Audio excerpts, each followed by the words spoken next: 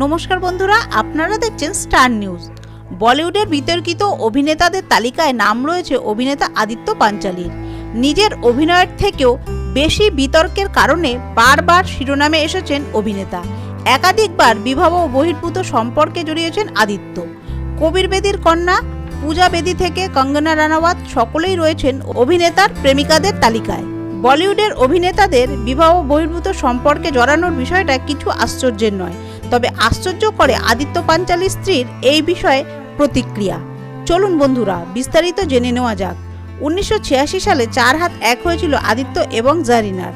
এরপর 1993 সালে পূজা বেদির সঙ্গে প্রেমের সম্পর্কে জড়ান আদিত্য। শুরু থেকেই দুজনের সম্পর্ক খুল্লামখুল্লা ছিল, যদিও পরে আদিত্যর বিরুদ্ধে ক্রমাগত শারীরিক নির্যাতনের অভিযোগ আনেন পূজা। পুলিশের কাছে অভিযোগও দায়ের করেছিল। তারপর 2004 সালে আবারও অভিনেত্রী কঙ্গনা রানাওয়াতের সাথে পরকীয়ায় জড়ান অভিনেতা, কিন্তু এবারও আদিত্যর বিরুদ্ধে এলো সেই একই অভিযোগ। প্রকাশ্যে অভিনেতার বিরুদ্ধে শারীরিক নির্যাতনের অভিযোগ আনলেন কঙ্গনা, যদিও বহুবার তাদের জনসমক্ষে ঝামেলায় জড়াতে দেখা যায়। এই সবের বহু বছর পর 2019 সালে পুলিশে অভিযোগ করেন কঙ্গনা। তবে এইসব তো বলিউডে নতুন কিছু নয়। তবে ওই যে শুরুতেই বলেছিলাম, আদিত্য পাঞ্চালির স্ত্রীর করা স্বামীর পরকীয়ার বিষয়ে মন্তব্য খানিকটা আশ্চর্য করবে আপনাকে।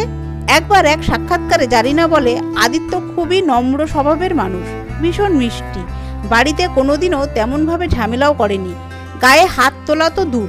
তবে ওর প্রেমিকারা হয়তো ওর থেকে চাহিদা মতো কিছু পায়নি, তাই এমন অভিযোগ করেছিল।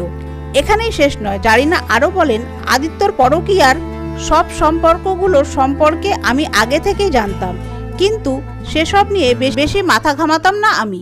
আমার কাছে গুরুত্বপূর্ণ ছিল ও আমার সঙ্গে কেমন ব্যবহার করছে, এবং আমি ওকে ওর এইসব সম্পর্ক নিয়ে কখনোই একটাও প্রশ্ন করতাম না, কারণ এইসব নিয়ে প্রশ্ন করলে ওর সব লজ্জা এবং ভয় কেটে যাবে। তাই ও যা করছিল সেই ব্যাপারে আমি আগে থেকেই প্রস্তুত রেখেছিলাম নিজেকে। বন্ধুরা, এই ধরনের আরও ভিডিও দেখতে আমাদের চ্যানেলটিকে সাবস্ক্রাইব করে রাখুন।